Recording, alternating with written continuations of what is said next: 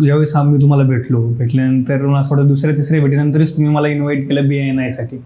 तर BNI तुम्ही मला कायम फार स्ट्रॉंगली सजेस्ट करत असता. तुम्ही सांगितल्यानंतर मला त्याच्याबद्दल माहिती झालं, मला कळलं हे माझ्यासाठी खरंच खूप योग्य आहे. माझ्यासाठी नाही तर भरपूर सगळ्या व्यावसायिकांसाठी, बिझनेसमॅनसाठी ती गरजेची गोष्ट आहे.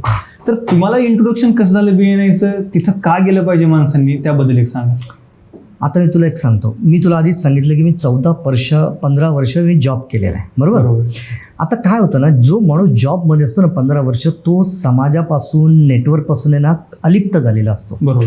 म्हणजे खोटं वाटेल तुला, पण मी माझ्या कोणत्याही नातेवाईकाच्या वाढदिवसाला गेलो नाही, कोणाची डेथ झाली असेल मला जाता नाही आलं, लग्न खूप कमी अटेंड केले, काही गेट टुगेदर्स असतील खूप कमी अटेंड केलं. तर काय झालं ना, माझा जो संपर्क व्हायला पाहिजे ना तो खूप कमी असतो. म्हणजे हे जॉब करणाऱ्या प्रत्येकाचं असतं. सो जेव्हा नोकरी सोडली ना तेव्हा हा एक व्हॅक्यूम क्रिएट झाला होता की अरे मी फक्त माझ्या रिलेटेड इंडस्ट्रीच्या लोकांना ओळखतो, त्याच्या बाहेर मी कोणालाच ओळखत नाही आहे. सो हा एक फार मोठा ड्रॉबॅक होता. फॉर्च्युनेटली माझ्या एका मित्राने, त्याचा एक मित्र, त्याला इन्शुरन्समध्ये खूप प्रॉब्लेम येत होते मरीनचे. मरीन इन्शुरन्स हा एक खूप कॉम्प्लिकेटेड विषय आहे. एक एक्सपोर्टर होते ग्रेप्सचे, त्यांना फार त्रास होत होता क्लेम्सचा आणि बाकीच्या गोष्टींचा. तर त्यांना कोणी चांगला माणूस भेटत नव्हता.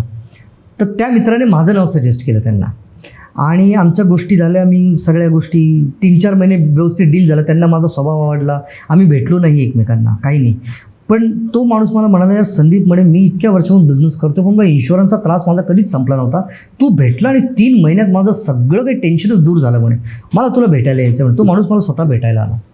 जेव्हा भेटायला आला, आमचे गप्पा गोष्टी झाल्या, हे झालं, तेव्हा तो माणूस मला म्हणाला की यार तुझ्यासारखी व्यक्ती एकदा BNIला आली पाहिजे. मी म्हटलं काय बाबा हे BNI असं तसं. आता माझा क्लायंट होता तो, आणि क्लायंट कुठेतरी यायला बोलतोय तर आपल्याला नाही म्हणतात नाही. म्हटलं चल बाबा तुझी पण इच्छा आपण हे करू. Then I went to BNI आणि मी तिथे बघितलं आणि खरं सांगतो तर माझे डोळे उघडले.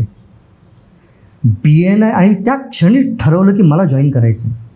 आणि 2017ची गोष्ट आहे आणि आज I am a member of BNI. आता याचं इम्पॉर्टन्स सांगतो. BNIमध्ये काय आहे ना की धंदा जो असतो ना तो केला जातो. कसं केलं ना, टेक्निक शिकवले जातात, बाकीच्या खूप गोष्टी अशा शिकवल्या जातात जे आपल्याला MBA कॉलेजमध्ये सुद्धा नाही शिकवले जात. It is a practical educational institute. आणि इथे आम्ही ॲक्च्युली जो धंदा करतो ना ती गोष्ट असते त्याच्यामध्ये. म्हणजे बरेचसे ट्रेनिंग इन्स्टिट्यूट तिथे तुम्हाला शिकवतील, पण इथे ॲक्च्युअल धंदा केला जातो.